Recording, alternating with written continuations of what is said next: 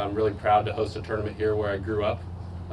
This place is legitimately home for me. When I was younger, probably from the age of 12, 13, I'd get dropped off 8 o'clock in the morning before my dad went to work, and then I'd get picked up at 5:30. So I really grew up here. You know, I'd take breaks in the pro shop and bug the assistant pros in the pro shop. And I'm sure many of you have also grown up at golf courses, and so I'm very proud to come back here and host a tournament with all of you, the best juniors in Southern California, at my home club. And so it's very special to me, and I just want to say thank you for coming out and making the event so special. We wanted to make it special for all of you. And this clinic should be really fun. So if you have questions, you want to learn something, you should be able to ask those questions. You know, when I was your age, when I went to a clinic, I remember I went to a clinic at the Tiger Woods Foundation in Anaheim. And I was kind of scared to ask questions because, you know, Tiger's hitting balls and I was 13 years old or something. But feel free to ask any questions. Jamie is a wealth of knowledge. Like he said, I've been working with Jamie since I was 8. So we're going on 23 years. I've never had a different swing coach. And I'm really proud of my relationship with Jamie. And we just want to show you what our process is and maybe make your process a little better. So that's really what this next 20 minutes or 30 minutes is about. Kind of build our deal, I would say, around humor, and we have a good time with it. I think a lot of times people think Patrick and I are stoic, or Patrick's very serious. I think those that know me all the time know maybe I can come across as stoic, but we're having a good time in what we do. And we laugh every day while we're out there, and our whole team laughs every day while we're out there. Pat's got an amazing sense of humor, and I don't think we've ever lost sight of the fact, whether we're at a major championship or we're just practicing in a day, that this is fun and we should have fun doing it, and we try to make it as light as possible. Wouldn't you say that would be the case? Makes it easier along the way. Yeah, and since we have so much experience with everybody, we can see people, and I know Patrick well enough, we can see somebody that did something funny or said something funny to us and we'll laugh without even having to say it. So the point there would be rule number 1 is continue to make this fun. I think that's really more important for mommy and daddy that don't caddy, to continue to make the game really, really fun along the way for your player. And this can be a serious sport. It seems like everybody's grinding all the time, but we're having an enjoyable time doing that. That would be lesson number 1. Lesson number 2, I think they all say, what's the X factor in golf, you know, and I got thinking about that a lot as Patrick got better when he was younger. Like, what was really the X factor that made him almost better than anybody that we've coached? And on the way to being one of the best players that he can be, and maybe the best in the world. And I thought, well, Patrick has the X factor, and what is the X factor? Patrick's most impressive quality about him in golf is he's super integral, good or bad. And at the end of the day, he's able to take a look at what he did in the day and improve it the next day by focusing on things that either didn't go right or what he actually did. And he wants to have the brutal truth about what we watched out there. I watch a lot of golf. When I grew up, coaches were more standing on the driving range, and we watched golf, you know, probably 300 days a year, and 100 to 120 or 30 of them are competitive rounds. A lot of times somebody will tell you they're not hitting their 5-iron very well, but you got to see it when they're actually playing. So that would actually be lessons number 2 and 3. Be integral with yourself in the way that you go about it. And then secondly, you got to watch golf if you're a coach. And if you're a player, you got to think about your round, and you got to play golf all the time rather than just practice on the driving range. You want to add to that? Yeah, I would say really being accountable for how you played, accountable for how you prepped, is the only way you're going to get better. So if I play a tournament, feels like about 95-98% of my result in that tournament is a result of how well I prepped for that tournament. And so my work's done by the time I show up to that tournament. And it's very empowering to think that all the work that I've put in for really my whole life is leading me to my result in the next tournament. It's not how I play that week. That week is determined by how well I prepped. And if I prep really well, I'm going to be even more confident going into that week. And so that's something I would pass along to all of you, is you are a result of how well you've prepped. And golf is the ultimate test of how well you prepped. And tournament golf is that ultimate test. So as you keep climbing the ranks, you're still just posting a number. Doesn't matter what tournament you're playing, whether you're playing here, whether you're playing in the US Open, you're just posting a number. And for me, I consider it legitimately a test of how well I've prepped for that tournament. And so I would challenge you all to think about it in those terms. What we're doing in his swing right now, we just started out. Pat's good at taking a break and then starting again. Fresh is a big thing for us, lesson number 8 or 9. Most people aren't fresh, they stand out there all day long, so we work on that really nicely. And since we started up again, I've been dazzled at where the golf club is. His swing's changed a lot since he was really young, and as I was going to say, playing practice rounds with the top 10 players in the world and spending a lot of time with the best players. Everybody swings a little different way. We've made Pat swing what we think more orthodox, and we use the stats a bunch. We have a stats guy that works for us. They're really helpful. I would say Pat's probably in the top 25 of 50 or 60 different categories, so it means he's super complete. And Pat, like if you just take your grip and your setup for a second, and we'll do a little bit of fundamental stuff.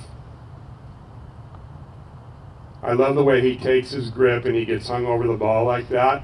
And if you turn around and you went down the line like you're hitting the same spot, I love the way that he casually hangs. Pat's got long arms, he's got powerful hips, so he's just got a really comfortable look that he has before he hits the shot, which I think is so important. A lot of people look like they're trying to make their posture, and he just falls into their posture. When Pat became the world #1 amateur like 10 or 15 years ago, time flies, Pat. When he became the world #1 amateur, we hit it differently. We kind of stood there flat-footed. He hit a big sweep draw. We didn't hit the ball as straight as he does now. As he went into tour, and we transformed the motion so everything's a little bit more square. And that would be kind of like the ball flight that we love right there, which looks like it goes up, it's going to draw, and then it just spins and hangs against itself. For you players, if you can't shape the ball both ways, learn how to do it, but learn how to do it subtly. Like he can curve it as much as he wants to. As he's getting better, which he is in the last couple years, the ball's moving less. You want to comment on that? Yeah, I think I definitely had a different idea of how the game was played, and I think also at the same time the game has evolved. So the equipment has gotten so good that the ball really doesn't curve that much.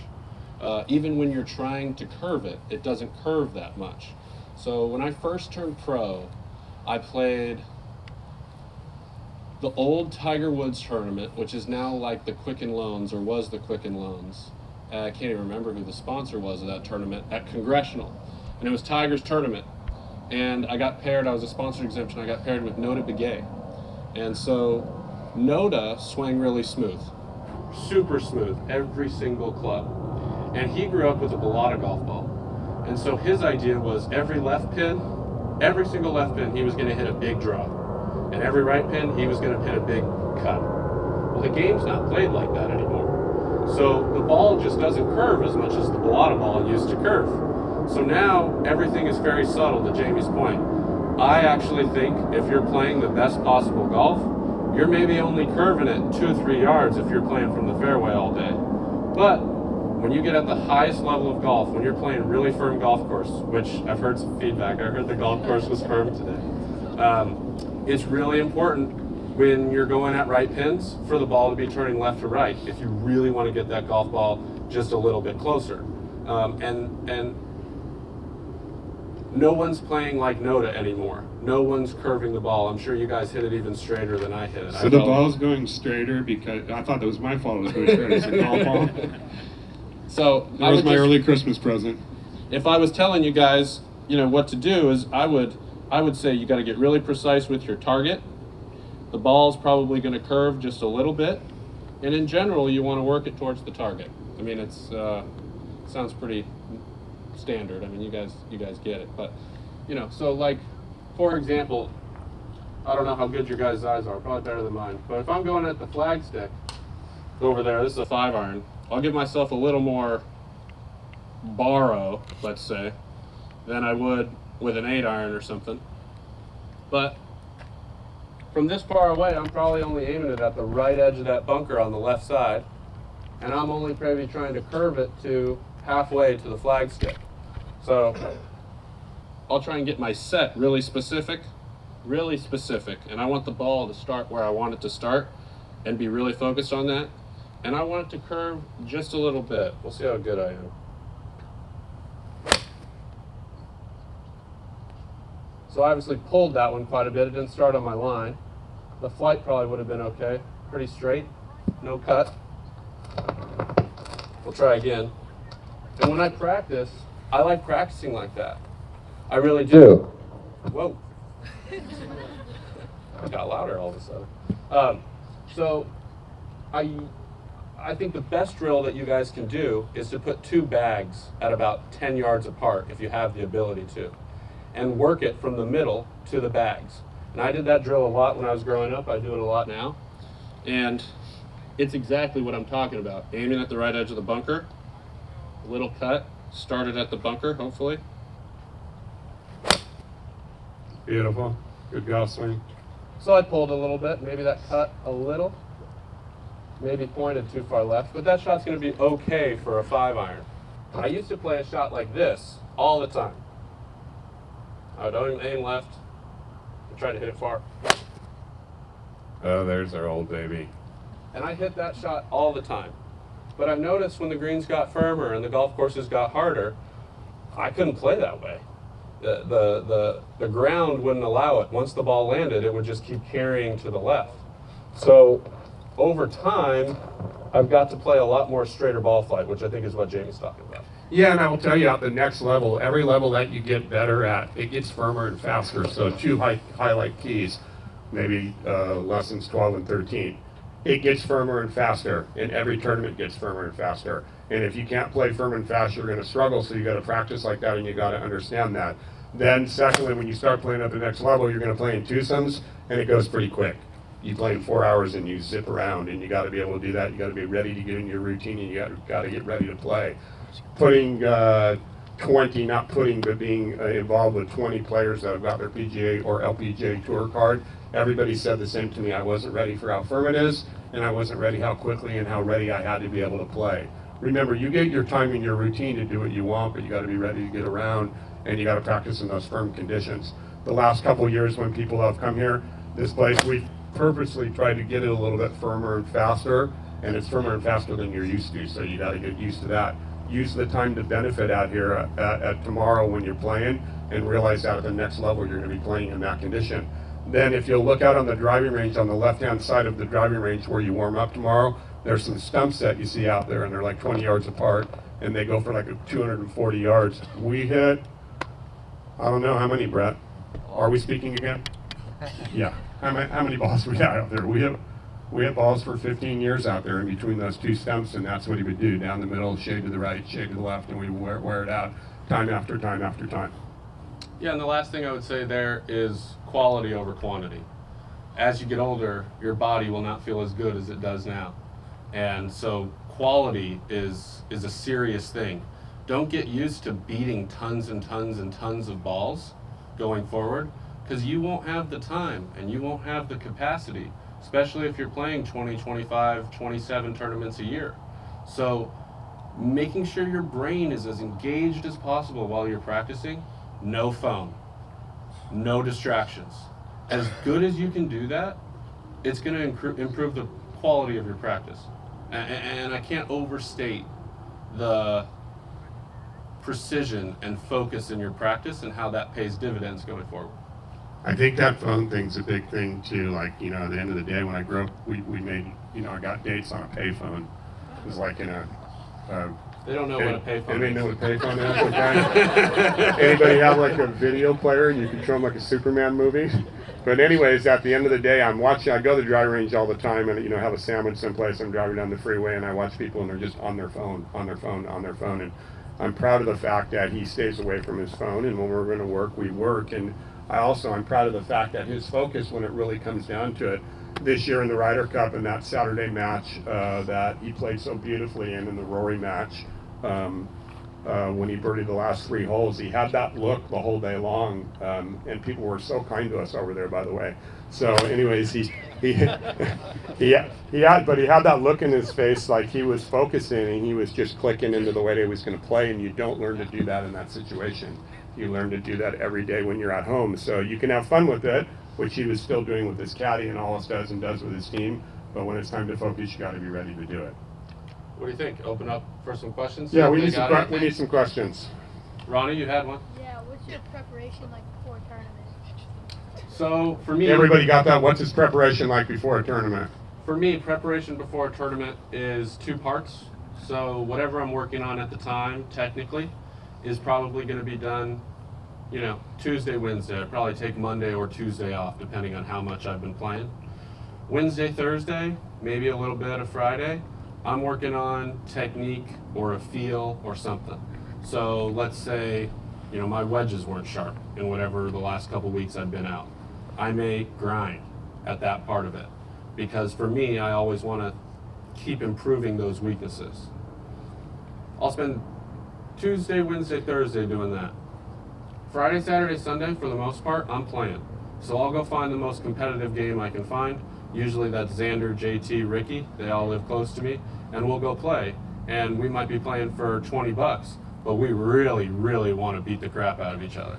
And no one wants to lose. And that environment is really, really key, because you're clicking in, you're focusing. I don't want to lose. I may have to birdie the last 4 holes, and I know it because I'm playing against world-class players.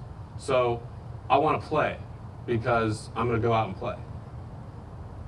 And on that too, what you said, like we'll be playing a practice round sometimes, like just being fresh, and we got in the tournament late, and we'll be in playing a practice round, and a tour player will come along and ask Pat if they can join them, and Pat will ask them if they want to have a game. And the person says they don't want to have a game. Pat says, well, I'm just going to hang behind and we'll wait up. If they want to have a game, it's game on. And it's always playing. Yeah. Next one. We're going to do the young people first, and then you're going to be the first adult, I promise, okay? All right. How much of that swing thought do you take into like a tournament? Or are you more just focusing on like the shot shape, or are you thinking? Great question. Yeah, so Question was, how many of the swing thoughts does he take into a tournament?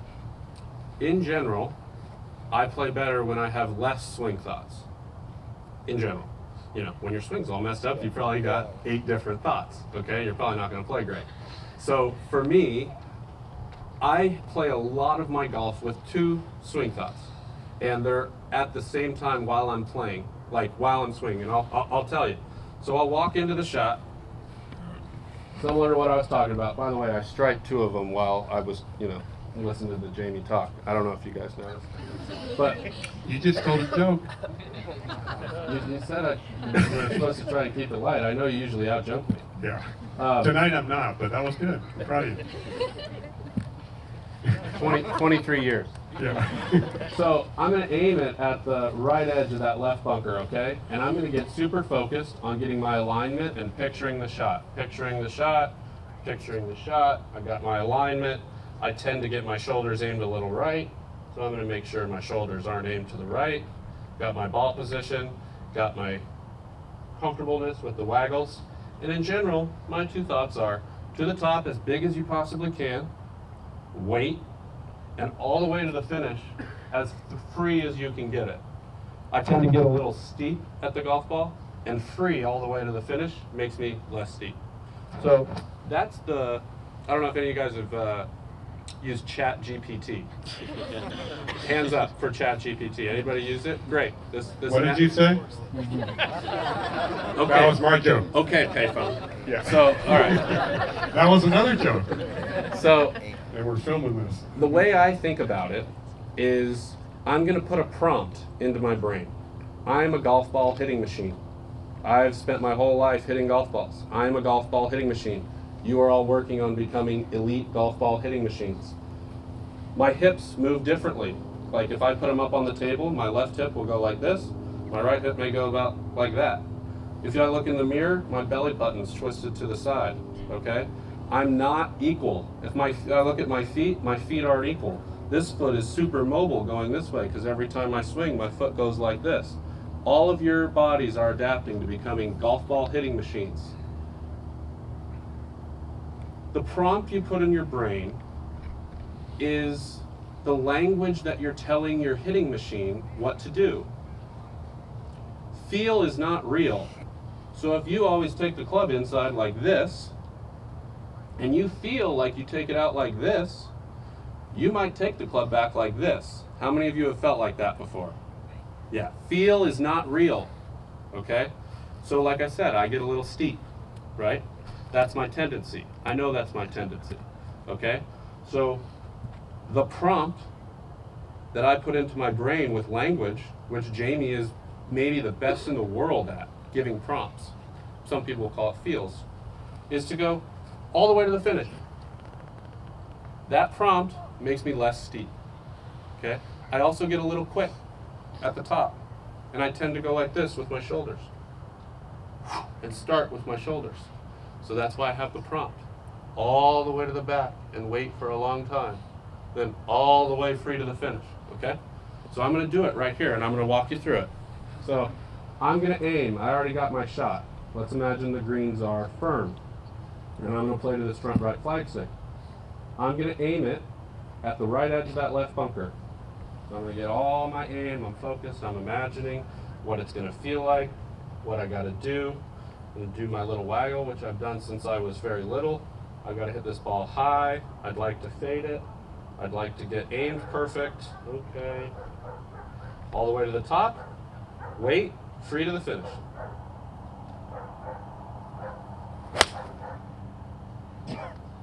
Sweet. So let's give a little golfer's clap, huh? Those are nice, right? Maybe I pushed it a little, but that's the idea. I would also say on that too, like what I love about that is our job is again to keep him in the lane. When he gets outside the lane, we move him back in the lane. But there's a bunch of bites out of the apple for that swing key, and I like that. The more bites out of the apple, I know you didn't know what a payphone was, but you know what an apple is. So the more bites that you get, that was pretty good.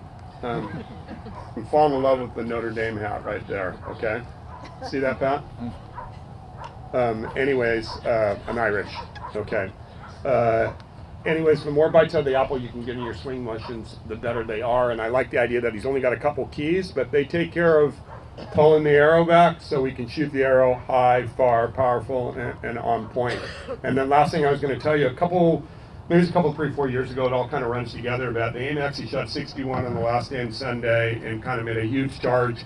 And this buddy of mine that's a very good teacher in the world, apparently on social media, he's the best. But at the end of the day, he called me and said, Pat's playing perfect golf today. And he goes, it looks like golden tee out there. Like he's just playing and like nothing can go wrong. And when Pat walked off, he made a birdie putt on the last hole. He said, I don't think I could play any better with my feels than I did that day. That's like the perfect marriage, between what we're trying to do and what we're trying to accomplish. Other questions? What you got, man? How many days would you say you play a week or in practice a week? Take a day off, practice 2-3, play 2-3. So it's pretty equal?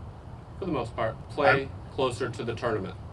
I would say most popular question we get to for both of us is how much time do you spend on that? Everybody's different. So how old are you? 15. I think this is a really good time in the next couple of years to figure out what makes you play best, and then that's what you do. Yeah. Our buddy Fred Couples, he just kind of goes like this a couple times and scratches his head and picks the club up and lets it drop down and goes ahead and hits it, and he's Fred Couples. He's not going to work like BJ Singh works, so it's different in the way you go about it. Other question, what you got? We're going to keep doing the kids for a while. You're the second adult that gets to talk. Don't worry, I'm not going to circumvent you. Question from a junior that hasn't asked a question before. Nice and loud.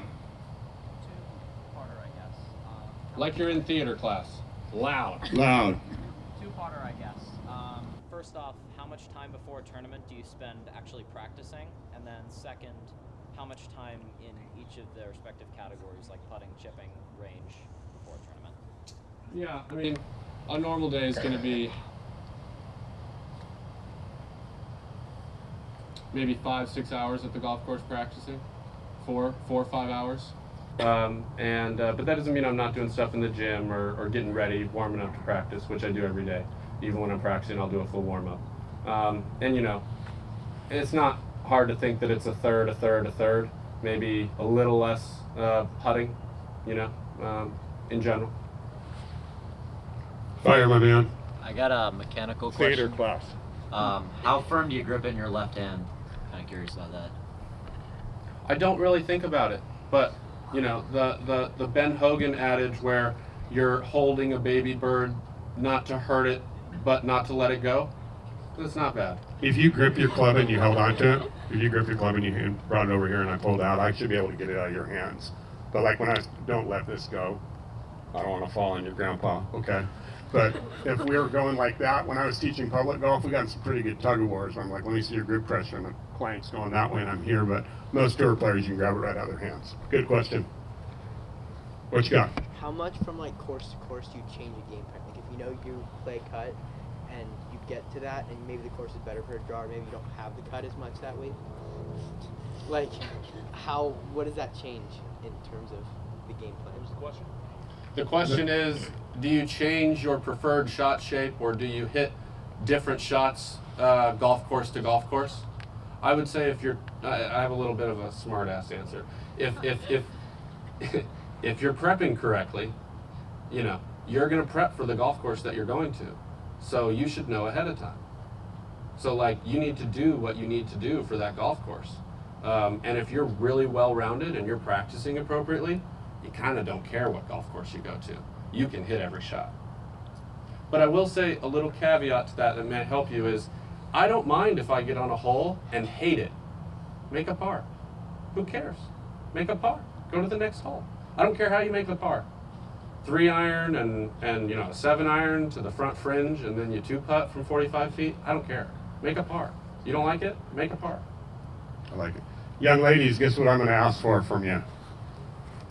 How about a question? 24 girls, right, in the tournament? 24 guys? What do you got? What do you got? I kind of think of them as the same. I want. The question is how much pressure in his right hand? The pressure I have in my hands is going to be, you know, I don't think about them in relation to each other, but enough to have full control and no more. What's your biggest like superstition for like golf or like tournaments? What's my biggest superstition? It's the Irish girl. Yeah. So I don't have superstitions. I really don't. But I do believe in the power of routine. So I will do the same thing every day, but I don't think there's any extra power in doing the same thing, other than I'm used to doing the same thing every day, so I know exactly what to expect. For example, I have 2 quarters in my pocket. I always mark my ball tails up. I have 2 because I don't like searching around in my pocket and wasting time. That's why I have 2. I want to be able to reach in my pocket and find a quarter whenever. I put it tails up every single time because when I move my thing, move my mark, when someone wants me to move my mark, I flip it over to heads. So if I ever look at my coin and I put my ball down and it's on heads, there's no way I'll hit a putt because I've never hit a putt putting it back with heads. More bites out of the apple. I want it to be tails. Yeah. I can't use any of those state quarters. Yeah. New That's quarters, not my routine. They changed the quarter. But I don't care what quarter it is. It's just got to be tails. Yeah. What you got, young lady? If you're going through a swing change, how long does it take you to get that swing change down? And would you play a tournament, or would you just wait the next following weekend? It's a really good question. That is a good question. The question is if you're going through a swing change, how long does it take to go through the swing change? And would you play a tournament while you're going through a swing change? Tiger would answer differently than me. So he's gone through many swing changes, and it seems like he just goes all for it all at once. I know you don't know payphones, but you know who Tiger is, right? Okay. They all do. For me, I don't really think of, I would never go through an entire swing change. And if I wanted to go through an entire swing change, I would move it 0.5% a day at a time. So like if I want to take my club from there to there every day, I'm going to use part of my practice to feel like I'm taking the club there, and eventually the club will go there. But I may practice, and let's say I'm going to hit balls for 40 minutes. The first 20 minutes of the practice, I'll try to go like this.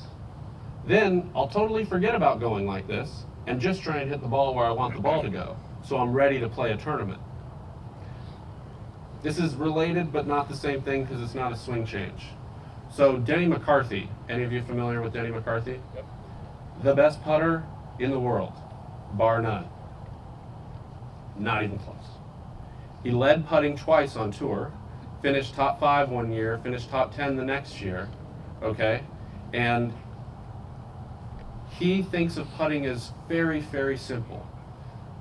He lines it up and tries to stripe the line and tries to get really good at hitting at the speed he wants and striping the line and reading the greens correctly. How simple can it be? So he had a friend who was putting poorly and he said, line it up.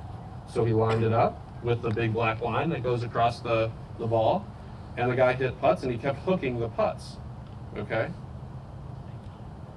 Denny told him to go hit slices for 30 minutes with his putt. So he just walked around the putting green and sliced it for 30 minutes. Came back 30 minutes later, lined it up and said, okay, just putt. And he rolled it, striped it. So Denny would say that's the best practice you could possibly do. I think we've done that 500 times probably with him as well too. Like, you know, go ahead and take your setup and get ready to go. Like, we love 9 o'clock. That'll be a clock. You all still know what a clock looks like, right? It's kind of sarcastic, huh? Anyways, at 9 o'clock the club had got like that. So, you know, he was telling me, well, I can't really play from there, but the club kept looking like that at 9 o'clock. There's no way the club was going to go more that way. We weren't going to let that happen. So a lot of times you're modifying a little bit from the opposite of what you're doing. It would be the antithesis, but it would feel the same. What you got? How many days are you in the gym?